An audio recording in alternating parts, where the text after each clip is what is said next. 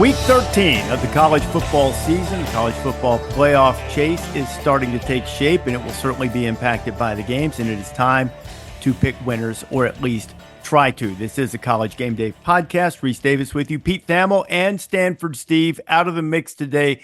Thamel on assignment. Stanford Steve probably still recovering from one of the great moments in SVP Sports Center history on the bad beats from last week, and Scott and Steve doing the voiceover of Boise State being able to not only get the win and the cover against San Jose State. If you haven't watched the clip, do yourself a favor and dial that thing up.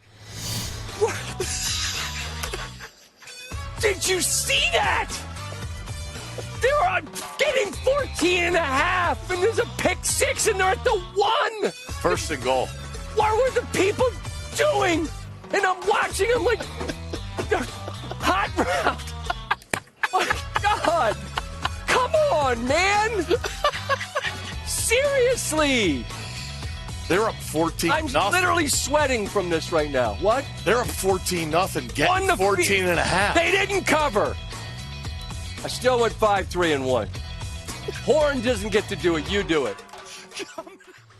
It is television magic, and also the angst of trying to pick winners and losers, particularly if you try to do it against the point spread.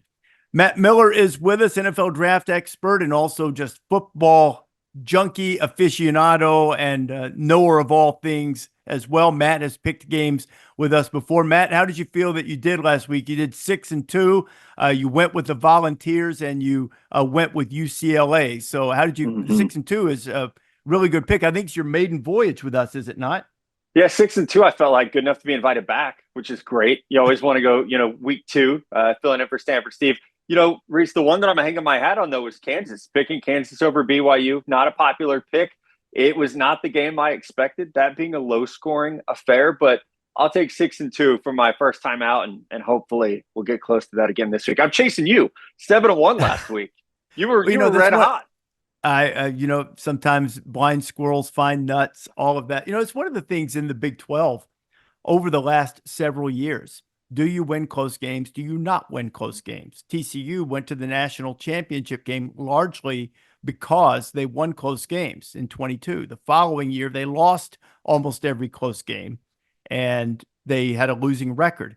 BYU and Kansas epitomized that. BYU had been masterful in close games, and Kansas had been abysmal. They were 0-5 in one-possession games, and in their 6th loss to TCU, they had the lead in the second half and ended up losing by 11.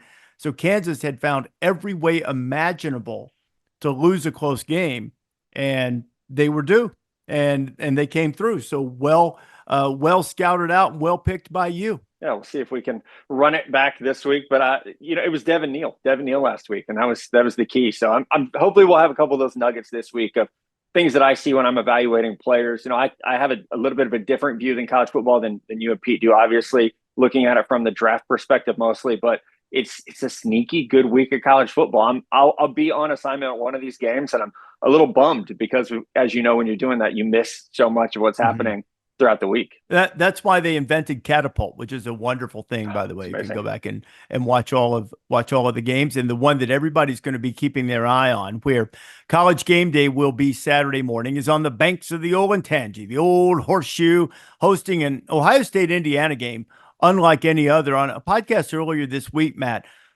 I call this, and I firmly believe it, it's the biggest game in Indiana football history. And I know they've been to the Rose Bowl, but that year I think they'd lost a game late, still went to the Rose Bowl and tied 1-2, and they weren't really in the national championship picture. They're in the national championship picture, the Big Ten championship picture, and they have an opportunity to prove that they are not just a product of an easy schedule. This is a mammoth game for Indiana. As you make your pick, the one thing that I would be curious about would be how many draftable players, draft grade guys do you have on Indiana and where, as opposed to what you'd see at Ohio State? I know there's a difference. I just want you to put into context the difference in that level of draftable or high draft picks that will be lining up on either side of the ball. So Indiana, Ohio State, what do you got? Yeah, that's where I started with my breakdown of this game. Was I just wanted to look at draft prospects, one versus the other. Right now, I feel really good about my top 150 players, talking to area scouts, coaches, agents to try to get a feel of where are we at on the 150. And then you can kind of start making cuts as guys decide to go back to school or decide to jump into the draft early. I have 11 prospects for Ohio State in my top 150. That's obviously anchored by the defensive line, the secondary, and they are stout on that side of the ball this year. They also have two great running backs, Quinshai Judkins, Travion Henderson, two of the best in the country. Emeka Ibuka, their wide receiver, could be a first-round pick.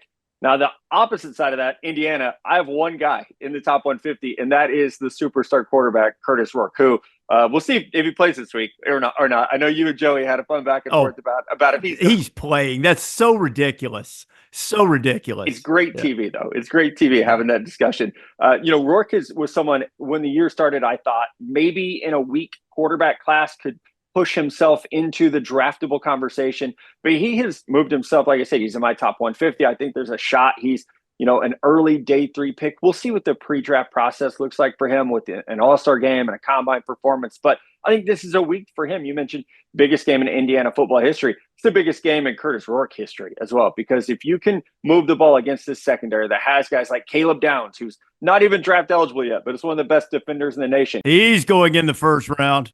He's going to go in the top 10. He's going to go early. Way up.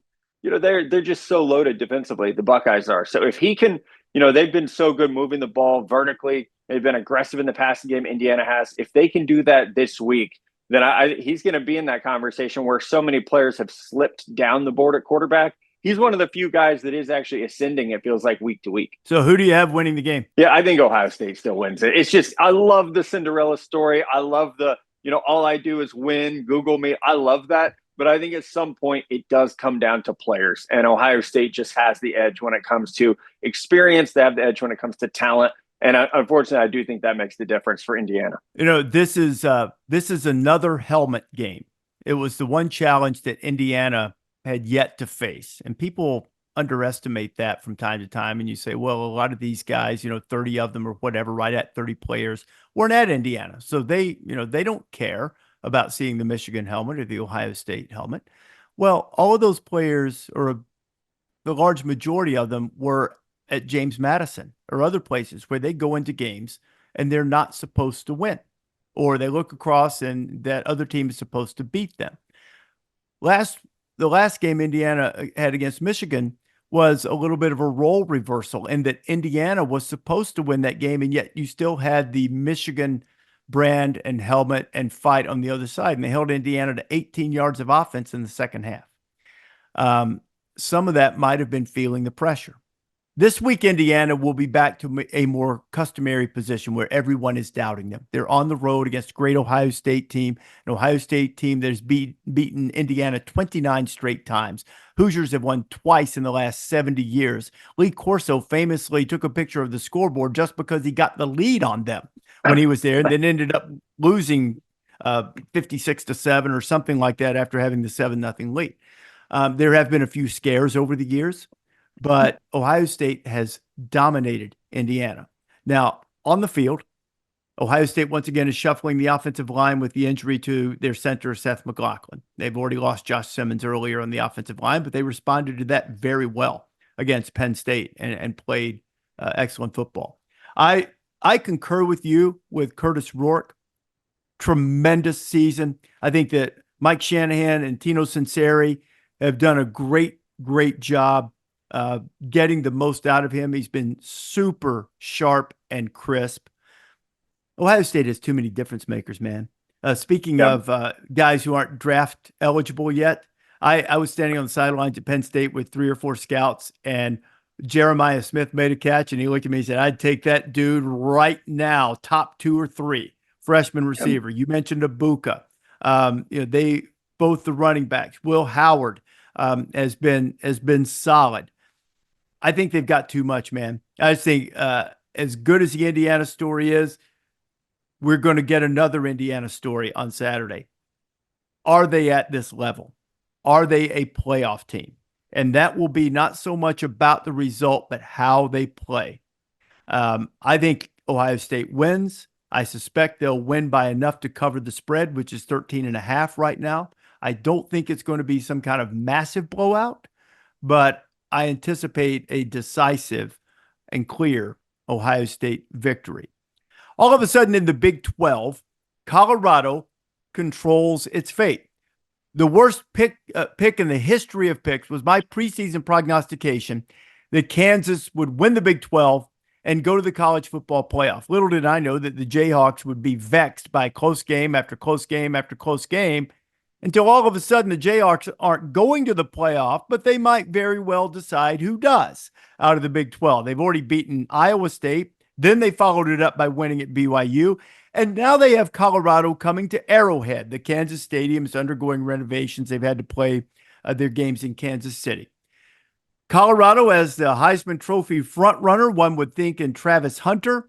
Buffaloes are a small favorite, less than a field goal right now on Saturday afternoon against the Jayhawks. And the Jayhawks they still need to win out to get to bowl eligibility. What do you think about this one?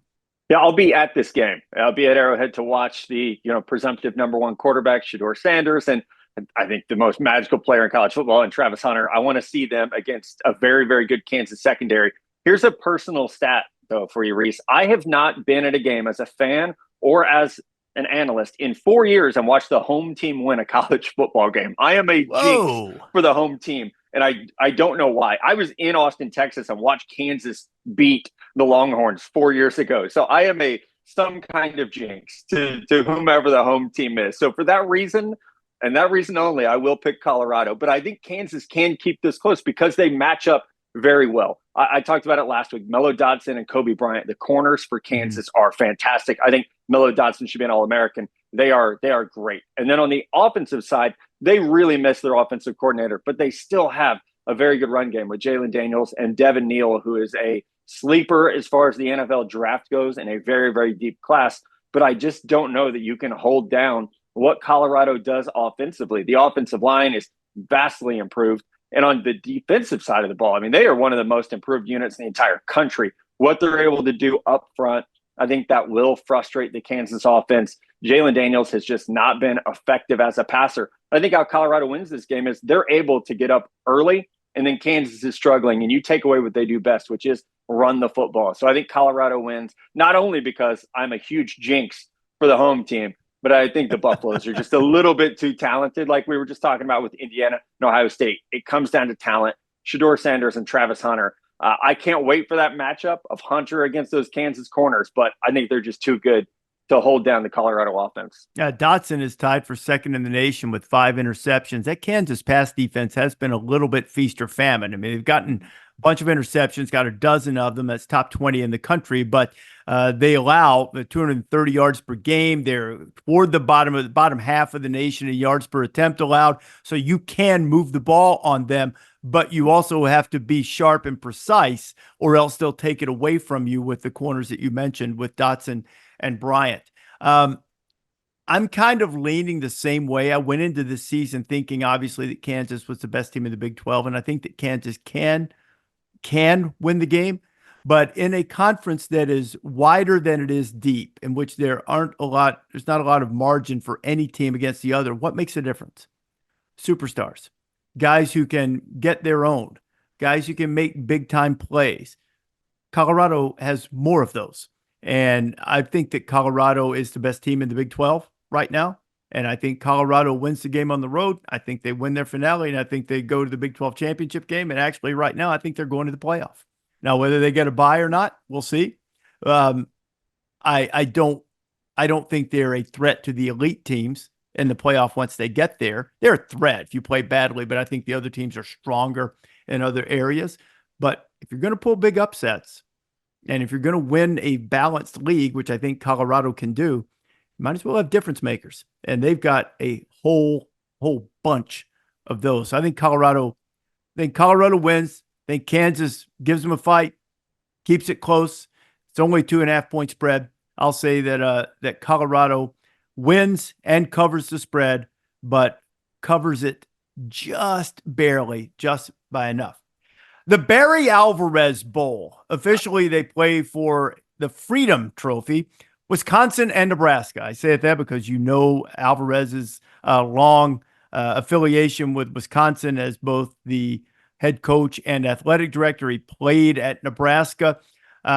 These two teams both trying to get to bowl eligibility. Somehow, Nebraska has lost 4 in a row. If they were to lose this game and lose to Iowa, what a massive disappointment this would be after they manhandled Colorado early in the season and went into Indiana thinking that they had a chance. And then, they did play Ohio State tough the following week, sort of like it's almost as if their entire manhood and courage and viability as a football team have been challenged by the evisceration that they suffered at the hands of the Hoosiers, but they didn't win.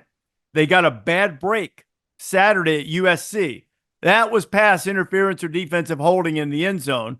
They didn't get the call and they lost. But as I said on the podcast earlier this week, Matt, with the way Nebraska has found a way to lose close games, even if it had been called and even if they had scored the touchdown, there's no chance in the world they would have gotten the 2-point conversion and forced overtime. It would have just been a different kind of heartbreak. But they're in free fall. They've changed offensive coordinators. Dana Holgerson's now running it, trying to get the most out of Dylan Raiola, who is a really talented guy. But this feels like it. This feels like the one Nebraska had better win if they're going to break this bowl drought. Do they beat Wisconsin? I think they do. And it's interesting because it feels like their back is entirely against the wall, as you pointed out. They've gone all in, bringing in Dana to try to fix this, get the sugar-free Red Bulls on bulk order to Lincoln, Nebraska, because you're going to go through them with him trying to fix these things. With Raiola, it's so interesting. Like, if he can just limit the turnovers, and what you love about his game is kind of that carefree YOLO ball where, he trusts his guys, he trusts his ability, but you want him to rein it in. 12 touchdowns to 11 interceptions this year is a perfect stat for him. He gives you and then he takes away. So I think getting him to play smarter football while using some of those rare traits that he has, he's a true freshman. You expect some of this, but over the course of the season, I thought he would settle into it a little bit better. Going back to the draft angle and the superstar angle, just one player from both these teams in my top 150 prospects for next year, and that's Nebraska corner Tommy Hill. It is shocking to me as someone who grew up in the heyday of Nebraska and Wisconsin being these power football teams.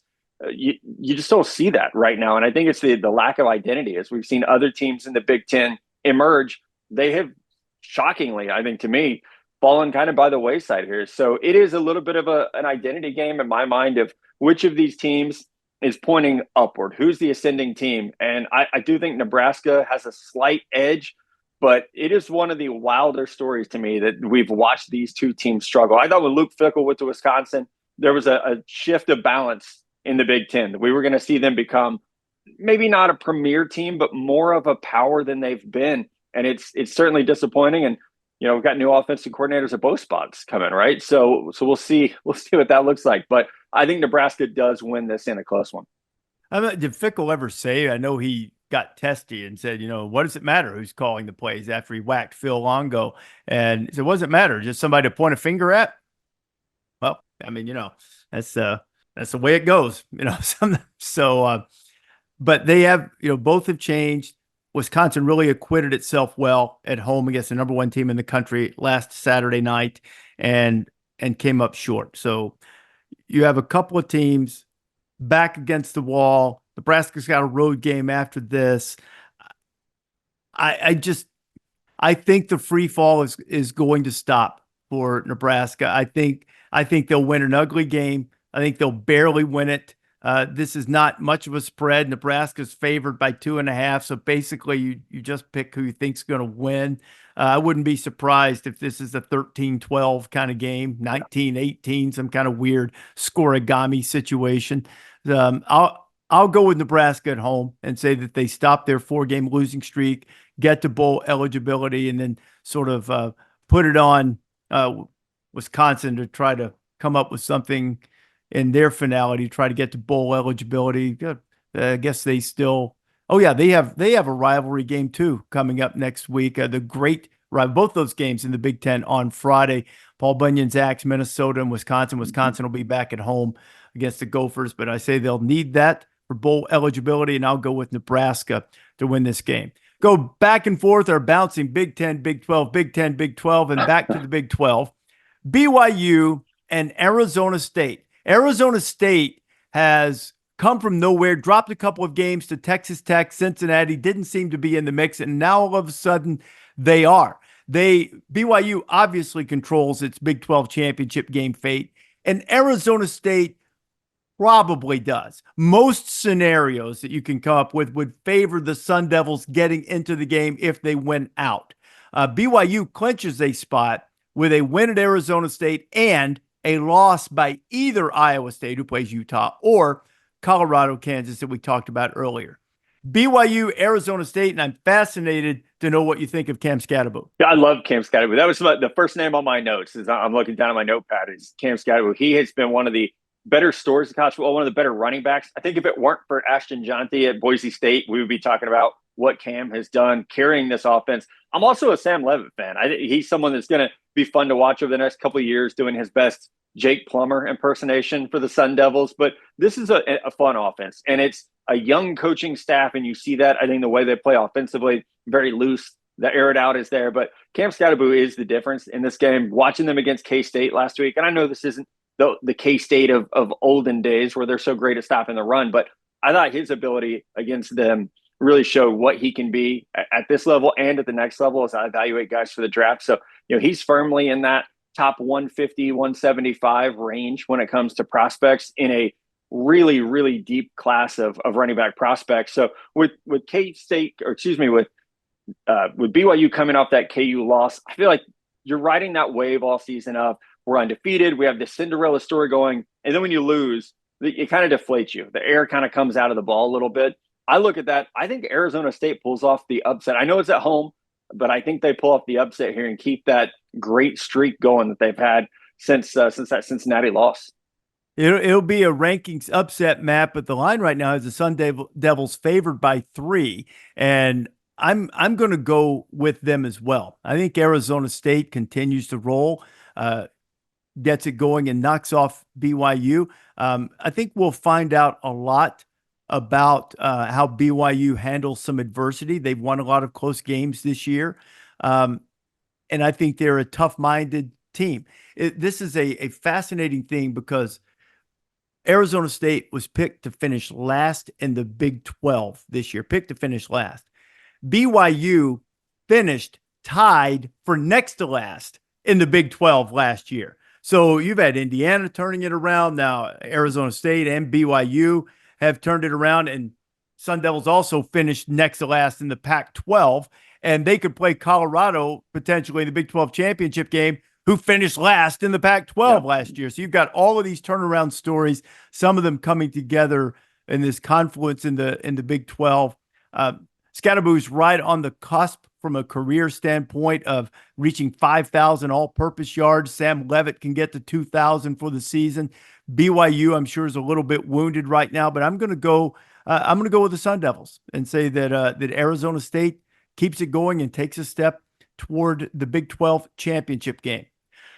Prime time in ABC on Saturday night, Alabama and Oklahoma. These two haven't played a ton over the years, but now they'll see each other much more often as SEC rivals. It's been a rough first season in the Southeastern Conference for Oklahoma. They've really struggled to find some offense. Alabama's path to the SEC championship game is not completely clear, but if they win out, they are highly likely to be in the SEC championship game against whoever's on the other side. Most likely the winner of Texas A&M, barring upsets. Cumulative win percentage of conference opponents seems to favor Alabama. Many believe Alabama sort of turned the corner, found its stride a little bit after stumbling around that Vanderbilt, Tennessee era, but then you can also mitigate that by going, okay, what exactly was that win against LSU? What is LSU right now?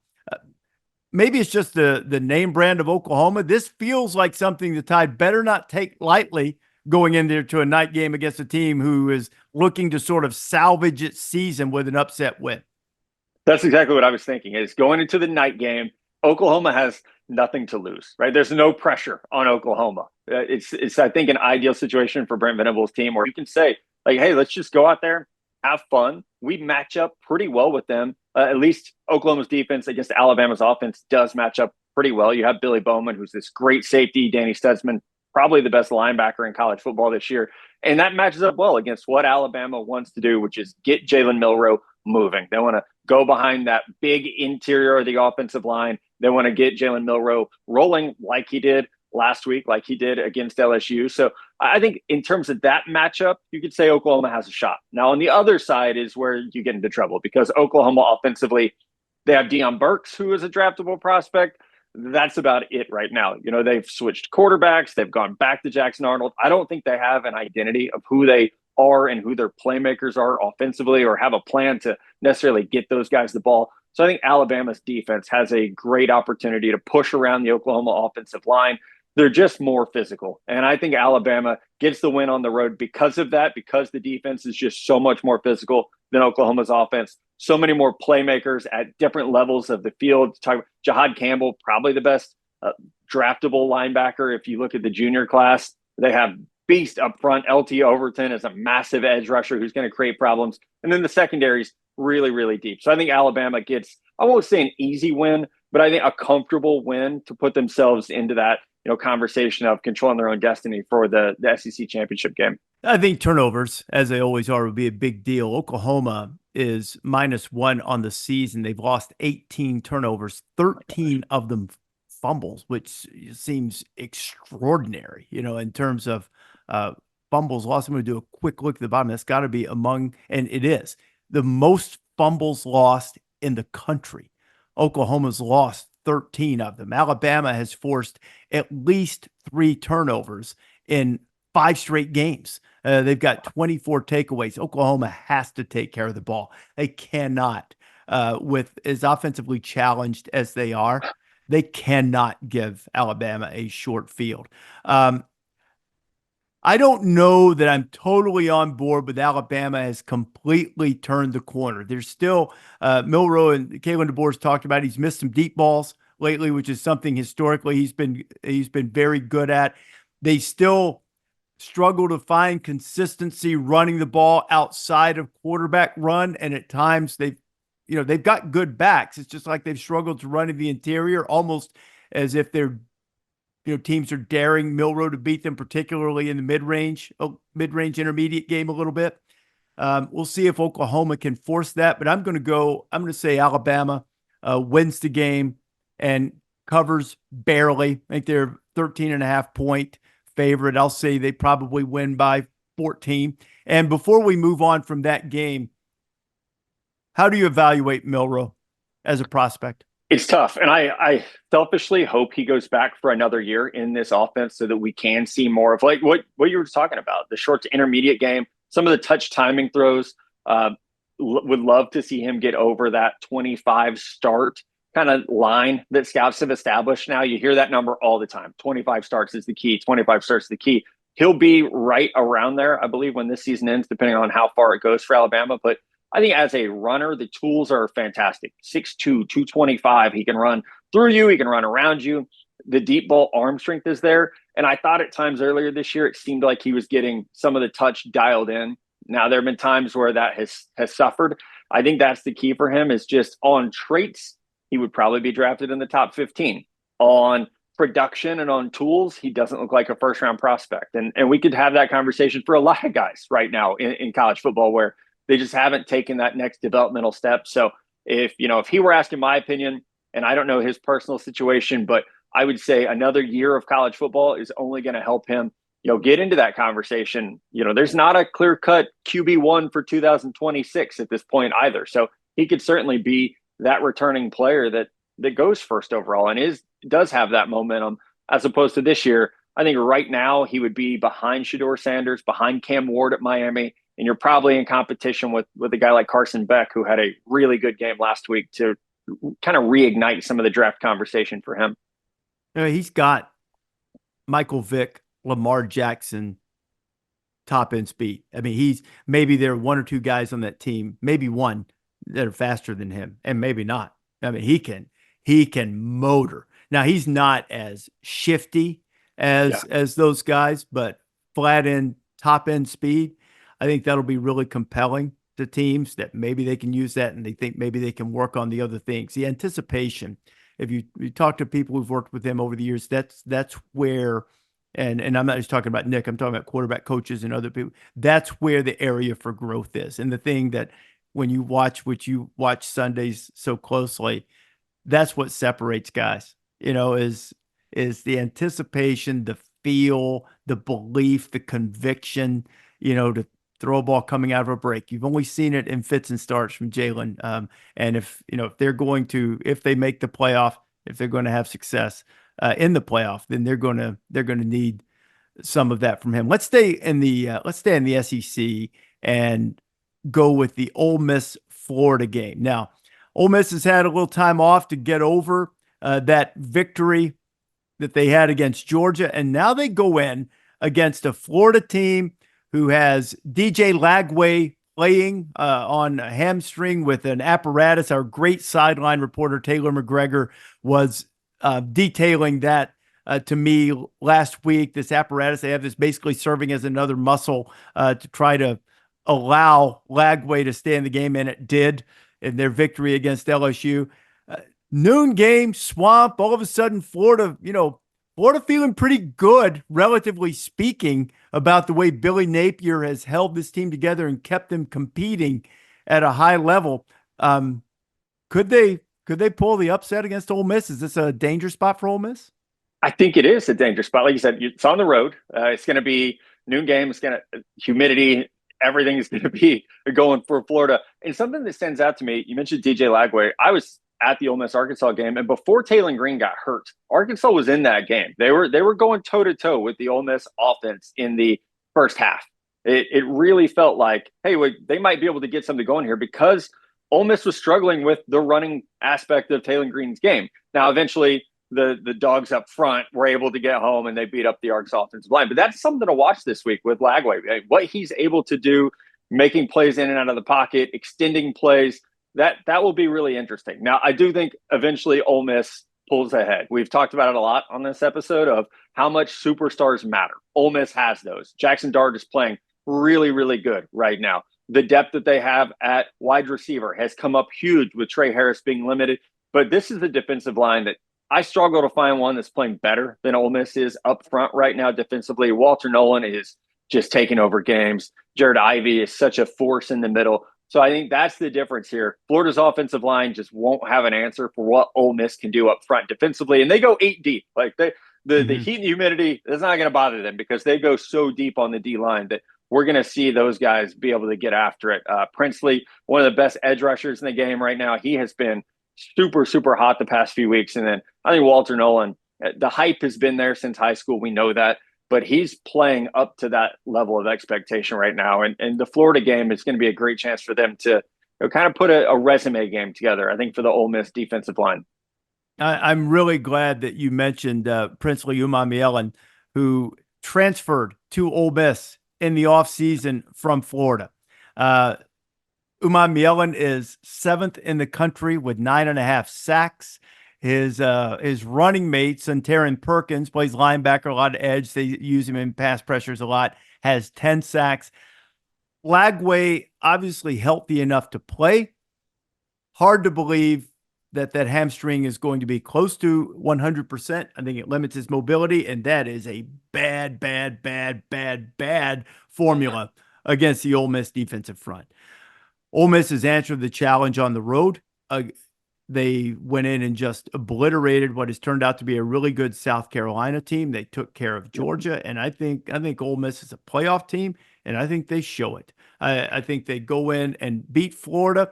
And, anytime I think of Ole Miss, Florida in the Swamp, I think of the 2008 Ole Miss, Florida game in the Swamp where Ole Miss, sort of a middling team, upset Florida and Tim Tebow. And that was when, after the game, that Tim Tebow gave the I Promise speech, which is now etched in a stone tablet and embedded into Ben Hill Griffin Stadium, the Swamp on the outside, about how he promised that you'd never see a player play harder, and we didn't, and Florida won the national championship. That's not going to happen this year, but anytime I can walk down the path of college football history, I will do just that. So I'm going to take Ole Miss to win. And you know what? 10 and a half is probably too many for those of you who like to play games of chance. I'm going to say 10 and a half, probably too many to give it home against a feisty Florida team. Not going to surprise me if Ole Miss covers, but I'd probably be a little bit hesitant to lay that many. Since we're thinking about the history of college football, it was 100 years ago that the famed four horsemen of Notre Dame went against Army, outlined against a blue-gray October sky. The four horsemen rode again. In dramatic lore, they're known as famine, pestilence, destruction, and death. These are only aliases.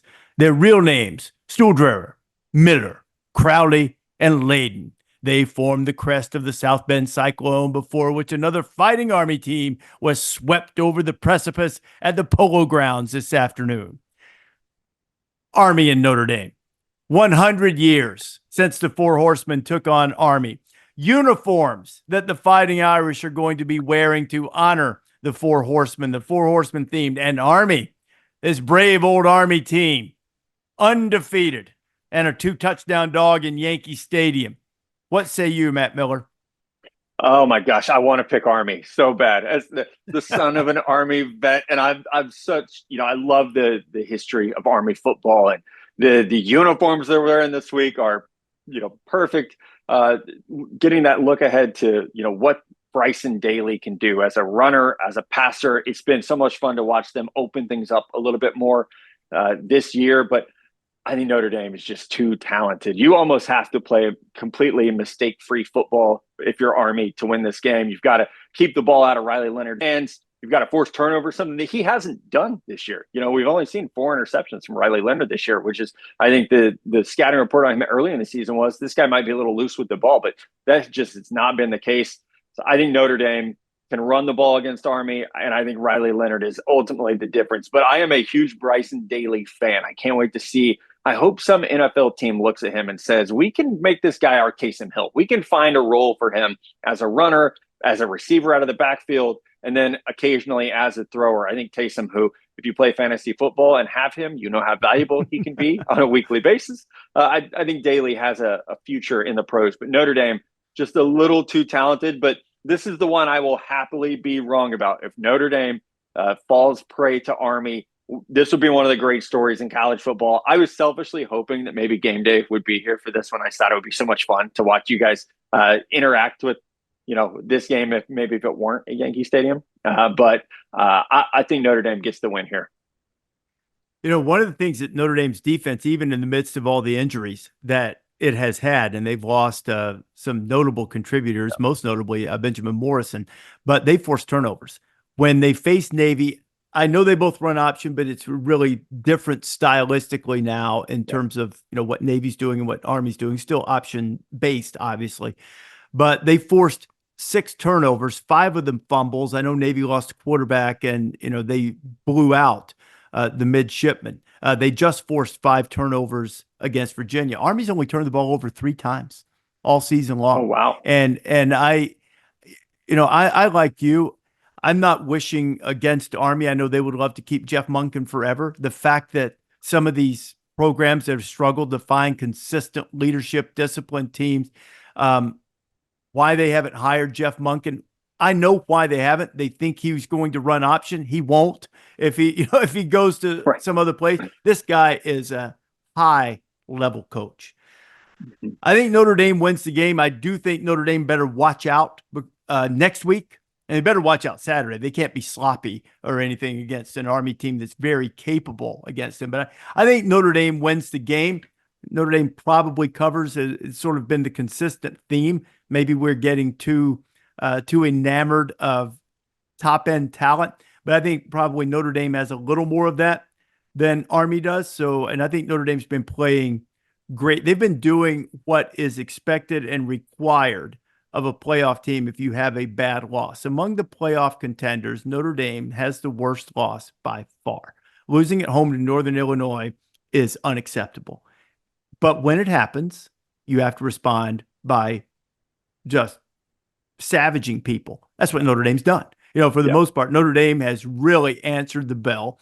And I think they win the game and they'll get a huge, huge fight from Army. Army still has the opportunity to win the American and then, see how that might play out in terms of the highest ranked Group of 5 champion when Army and Tulane play for the American championship. And our deep cut game sort of goes to that motif, Matt, with the Mountain West. Everybody knows that Boise State is the highest ranked team, ranked 12th in the college football playoff rankings, the most recent edition, on track to play in the Mountain West championship game. They've already beaten UNLV in the regular season, and UNLV is now ranked by the college football playoff committee. They're ranked 24th. They're in the AP poll at 23rd.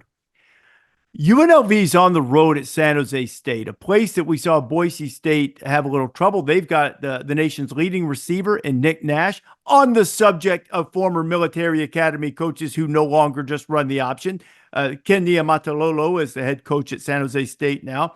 They gave Boise State a fight last Saturday night. Now Vegas comes calling, and Vegas still needs Colorado State to lose a game if they want to get into the Mountain West championship game.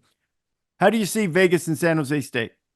Man, I think this one could be really, really close. And I love the way that Vegas plays. Hashmalik Williams is so much fun to watch. Ricky White is so much fun to watch. So explosive with what they're able to do offensively. I think the dual threat nature of the quarterback position makes them very unpredictable. San Jose State, we know they're going to be well coached, but I think the way they're turning the ball over offensively is what would give me concerns. That's why I think UNLV can get this win on the road. They'll keep those playoff hopes alive a little bit longer. But I just think San Jose State, it's probably going to be an interception in this game. That's what they tend to do week in, week out. And then what UNLV can do explosively on offense. I love the Nick Nash reference. He's someone I hope we get to see in a pre-draft Shrine Game Senior Bowl, to watch him maybe against some of the, Power 5 corners. Let's see what he can do against some of the height, weight, speed these other guys have. But he and Ricky White are two fantastic wide receivers. So if you're listening to this and you are, a fan of an NFL team that needs a wide receiver outside of the first 2 rounds, those are 2 names that you'll definitely want to get familiar with. Nash he's caught 95 balls, or almost 1,300 yards and 14 touchdowns this year. And still, I'm going to go with Vegas too. All of the reasons that you mentioned. Barry Odom's done a sensational job there. The weird story that they had with the quarterback, Matthew Sluka, and then Hashmalik Williams has been, even better. He's a guy I think that a lot of people thought would win the job to begin with.